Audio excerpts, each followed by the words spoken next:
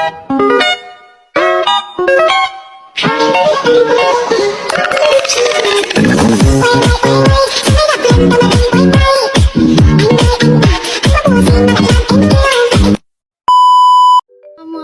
warahmatullahi wabarakatuh. Kenalin, aku Cinta Nurwandania. Aku dari Prodi Pendidikan Formal Fakultas Keguruan dan Ilmu Pendidikan dengan NPM A1J022001 Universitas Bengkulu. Selanjutnya, aku akan membahas bab ke-14 yaitu Total Quality Management. Konsep dasar Quality Management. Total Quality Management atau TQM merupakan suatu usaha keras yang membutuhkan kerjasama dari semua instansi pendidikan terkait perwujudan mutu dalam lembaga pendidikan atau sekolah.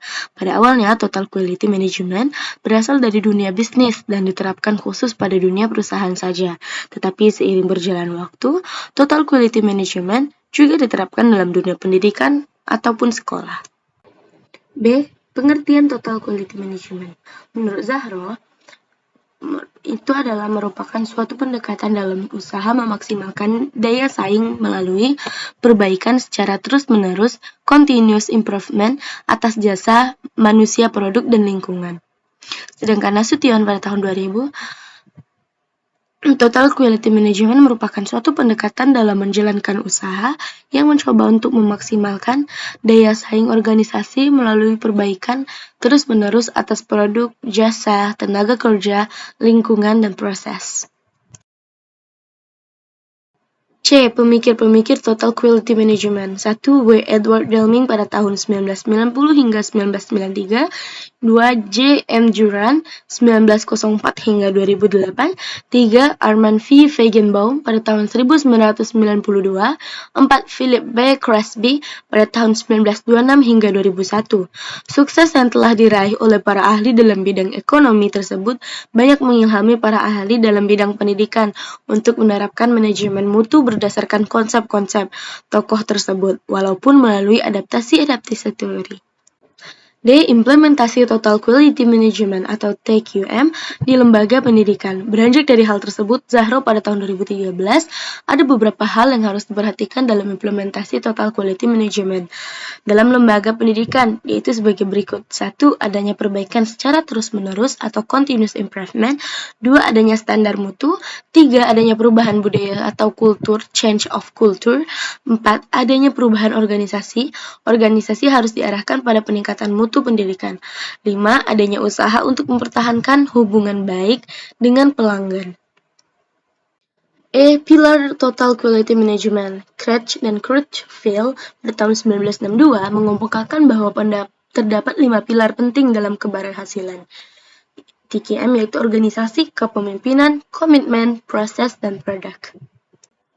Dalam penjelasan Crouch pada tahun 1996 menghubungkan antara pilar-pilar tersebut sebagai berikut. Produk adalah titik sentral untuk tercapainya tujuan dan pencapaian organisasi. Mutu dalam produk tidak akan dihasilkan tanpa pengendalian mutu di dalam proses. Mutu di dalam proses tidak akan terjamin tanpa organisasi yang tepat dan efektif. Organisasi yang tepat dan efektif tidak ada artinya tanpa pemimpin yang memadai. Komitmen dan semua komponen organisasi dari bawah ke atas merupakan pilar pendukung bagi semua komponen lainnya.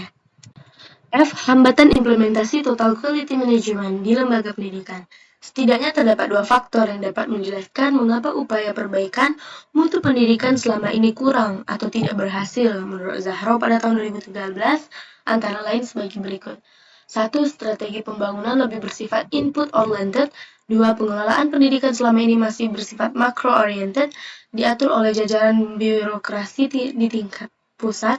Menurut Salis pada tahun 2008, kendala yang harus diatasi ketika memperkenalkan TQM adalah kerja keras dan waktu.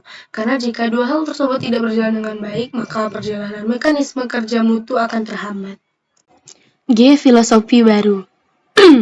Menurut Prawiro Sentono pada tahun 2007, dalam bukunya yang berjudul Filosofi Baru tentang Manajemen Mutu Terpadu, bahwa para manajer atau pemimpin harus membuat produk dengan mutu yang sesuai dengan kebutuhan masyarakat. Dasar dari filosofi mutu, produk mempunyai beberapa prinsip sebagai berikut. 1. Tidak ada pendekatan tunggal untuk memecahkan masalah mutu produk dalam organisasi. 2. Produk bermutu prima hanya dihasilkan oleh organisasi yang mempunyai struktur organisasi yang baik, proses produksi yang andal, dan manajemen pembelian bahan baku juga sangat baik.